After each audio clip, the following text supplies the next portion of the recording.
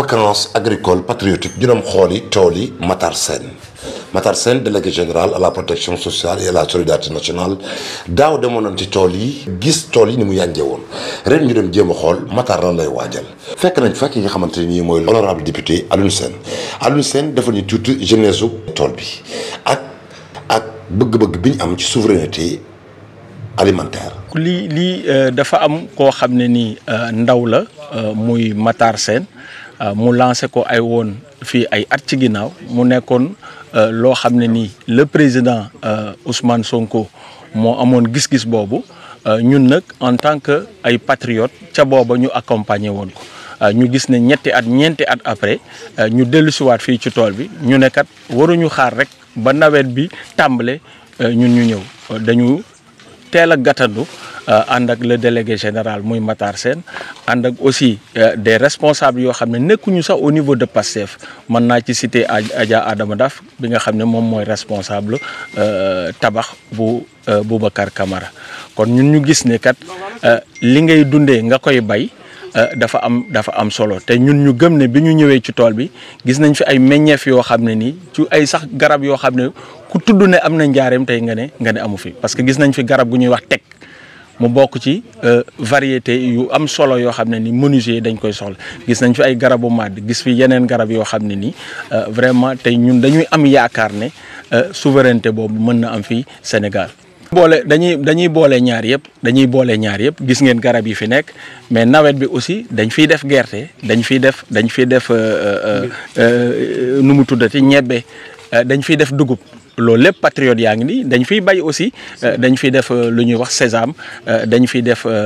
ñambi loolu lépp nag yàlla def na ñii fi teew ni lu ci ëpp ci ñoom fekk nañ loolu ñuy wax te ñëwoon nañ fi récolter ñambi ji ba am na sax ñoo xam ne jëloon nañ ci yóbbu ci seen ay dëkk yóbbu ci seen ay tool ba ñu ngi ciy am aussi am yaakaar. doon lu yaatu loolu lu ñëpp rafetlu parce que kii di Cheikh Faye coordinateur bu Taïba Moutoufa bu Pastef moom la gis nee na bi mu fiy ñëw at yi ñu weesu ak fi mu ne nii tool bi dafa màgg lu rëy a rëy. ñu am yaakaar la ndax tool bi c'est la 4e fois ñu ñëw fi fañ ko fekk nag fi nga ko xam ne fi nañ ko fekk tey wax dëgg yàlla mooy amélioration am na ci bu baax a baax. ndax comme ni ko initiateur bi waxee rek réew moom mënul développer tant que mbéyu ñu sàmmuñu te biñ fiy jëkk a ñëw tool bi dama ne woon noo xamante ni ak li nga xamante moom variété yi nga xam ne moom lañ fi def ak bu nawet bi jotee li nga xam ne moom lañ fiy ji wax dëgg yàlla dañuy sant ko di ko gërëm xam ne wax dëgg yàlla mbéy moom di royukaay la boo xam ne ñëpp war nañ ci xool ba kenn ku nekk boo demee fa sa commune nga jéem ko fa initier fexe fa lijjanti suuf wut ay coopérative bu ko defee ñu mën leen a jàppale ba nga xamante ne ngeen mën a yëngu ci mbéy bu réew mi jëm kanam incha allah. Magu Pastef bii di Serigne Djily Ndim mu ngi rafetlu loolu liggéeyu Matar Sène. féliciter le DG bi ko initié di Matar Sène ak député honorable député Alioune Sène bon ñun magal leen lañ def rek ñëw ànd ak ñoom ci liggéey bi gis ngeen suñu tenue la ni yor ratu nañ reboisé nañ def nañ lu ne di sant rek ñoom ñi ko initié te di leen ñaanal tool bi nga xamante ni suñu borom def na ko fi suñu borom def ci barke waaw def ci barke ndax am nañ ci yaakaar ñëw fii daaw jéeg ñëwaat fi ren te booy seet moom bi mu koy initié di ko ubbi boo ñëwee fii doo fekk dara tey booy ñëwee fii tey da nga fi fekk dimb di nga fi fekk madd yoo xam ne ni boo demee Jurbel doo ko fi di ko fekk neew sax gisatoo ko Jurbel te fii neew a ngi fi boo ñëwee di nga fi fekk neew donc vraiment ñu ngi sant daal DG ñu dellu si ci mbay mi ci tool yi waaw ndax mbay mooy yor réew développement réew moom mbayee ko yor waaw di wax tamit soxna yi ñoom ñëpp ñu jàppale ndaw yi ci mbay mi waaw ndax mbay daal mooy développé réew. mu mel ni c'est un exemple de réussite. mais bien sûr c'est un exemple de réussite lii ñu initié Bassirou Diomaye Faye initié ko ak son premier ministre monsieur Ousmane Sonko le DG andi ko fii loolu vraiment lu am solo la lu am solo ñu ngi ko rafetlu lool te di leen ci ñaan te di leen ci gunge di ñaan daal yàlla def ci ndam bu baax a baax.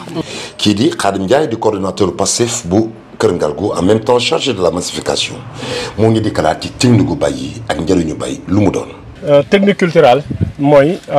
naka lañ war a bayee mu mel ni ñun danañ emblaver ay surface yu bari mais nag problème bi mooy boo demee ba ci rendement bi da ngay xam ne superficie bi nga bay ak rendement bi nga am donc méngoowul loolu nag dafa laaj formation bi mi ngi jëm ci kon li ñuy wax technique culturale bi ci jiitu mooy préparation du sol da nga war a def d'abord balaa ngay bay da nga war a def nga ruuj su ko defee nga préparer sol bi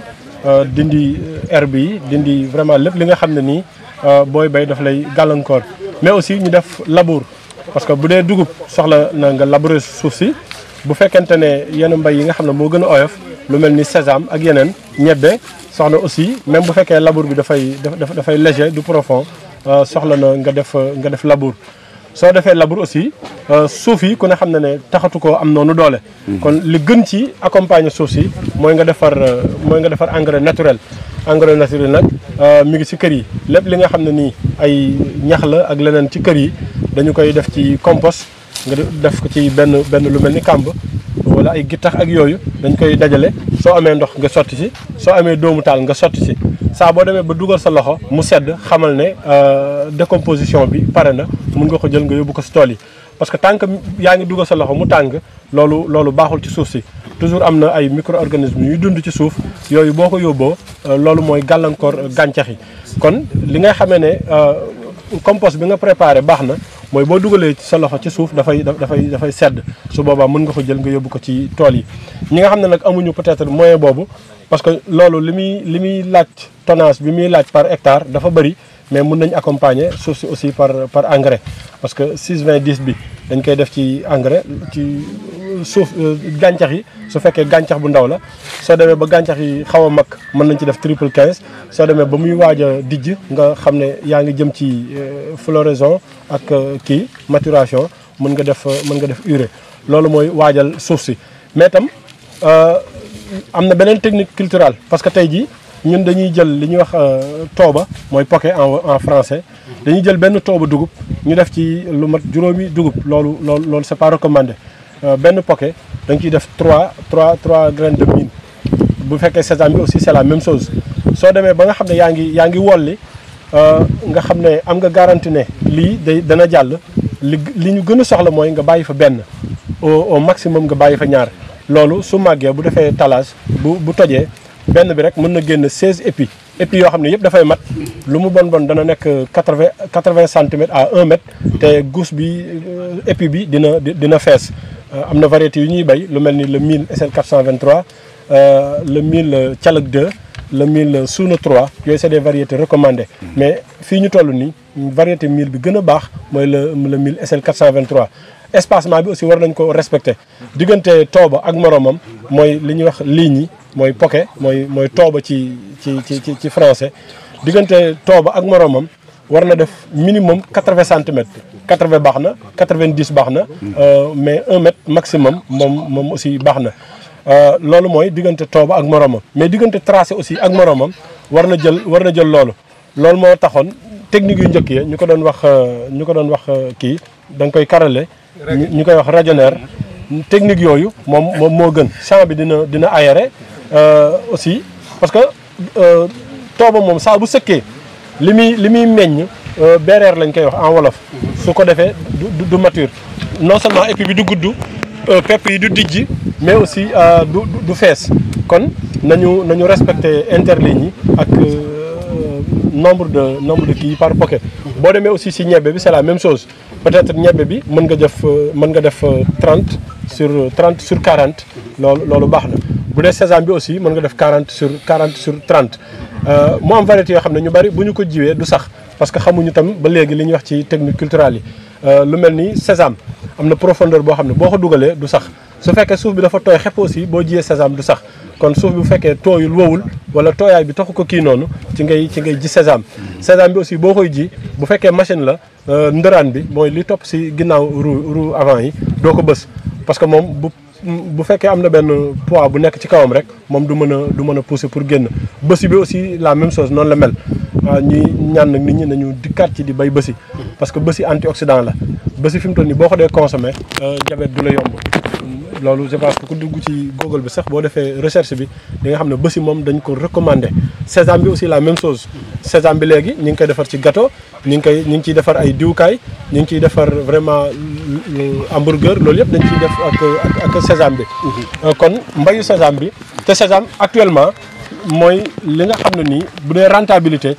kilogramme sésame li muy jar amul lenn lu ñuy béy loo xam ne nii mi ngi koy jar parce que déjà booy récolter rek déjà le kilo c'est à 700 francs jëm kaw produit la aussi boo xam ne dafay participer lu bari à l'exportation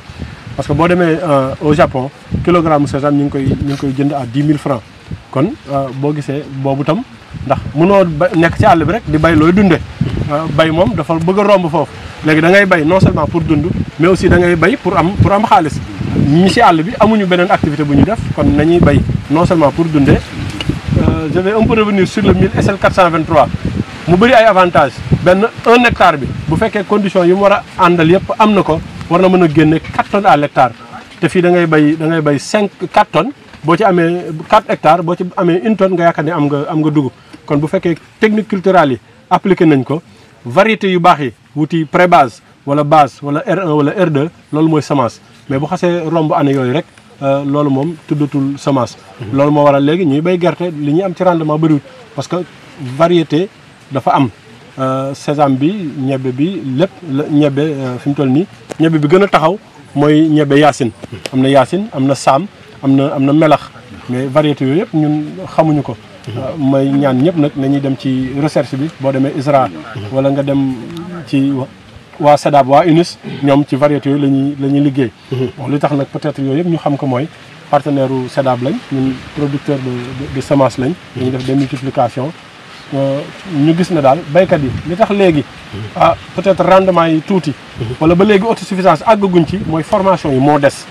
nit ñi il faut ñu former leen parce que boo waxee ak béykat danaan la man sama maam da doon béy boobu ba léegi mais xam-xam moom ñu ngi koy soxla ci lépp ñàkk xam technique culturelle yi. Soudou Diagne àddu ci même kàddu gi rafetlu ko loolu ba pare di kalaat ñu ci formation yi nga xamante ne nii kii di Matar Sène jàppale na ko coordination communale yi nekk ci département bu Diourbel. ñu ngi lay remercier di féliciter aussi le délégué général bi ñu may occasion bi ñu teewaat ko.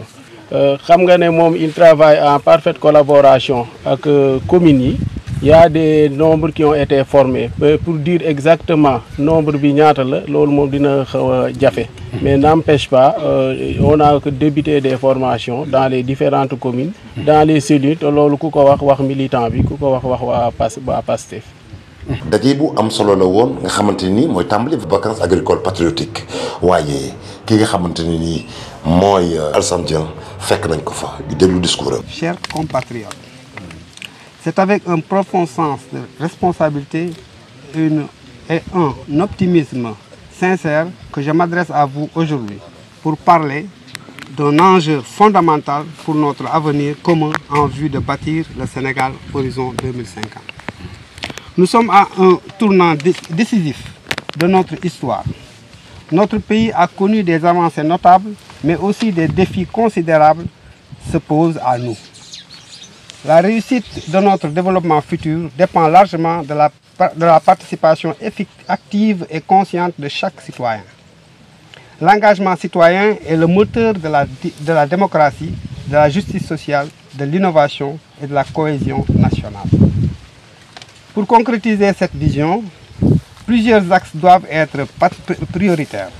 Tout d'abord, l'éducation civique doit devenir une valeur fondamentale dans nos écoles et universités. Elle doit éveiller le sens de responsabilité, de solidarité et de dépassement chez nos jeunes qui sont l'avenir de notre nation. Ensuite, il est essentiel de créer des espaces d'expression et de participation pour tous. Forums, associations, conseils, dialogue, conseils consultatifs, plateformes numériques. Ces espaces favorisent un dialogue inclusif entre les gouvernants et les citoyens, permettant une prise de décision plus transparente, équitable et adaptée à nos réalités. Par ailleurs, il faut encourager la jeunesse à s'engager dans des projets communautaires, des initiatives environnementales,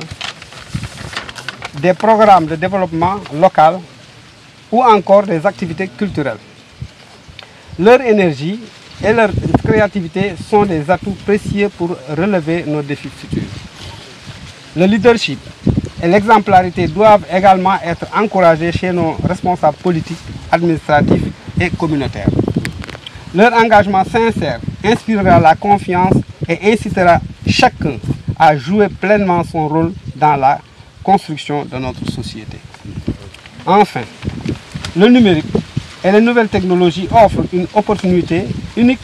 de renforcer cet engagement citoyen. Plateformes en ligne, réseaux sociaux, applications mobiles peuvent faciliter la mobilisation, l'information et la participation citoyenne. En conclusion, chers compatriotes, le Sénégal Horizon 2050 dépend de notre capacité collective à nous engager sincèrement et activement pour le développement de notre pays. Un citoyen engagé est un citoyen responsable, innovant et solidaire, qui contribue à bâtir un avenir prometteur pour tous. Que notre engagement aujourd'hui devienne la pierre angulaire de notre succès de demain. Ensemble, avançons main dans la main vers un Sénégal Horizon 2050 dont nous serons fiers. Je vous remercie.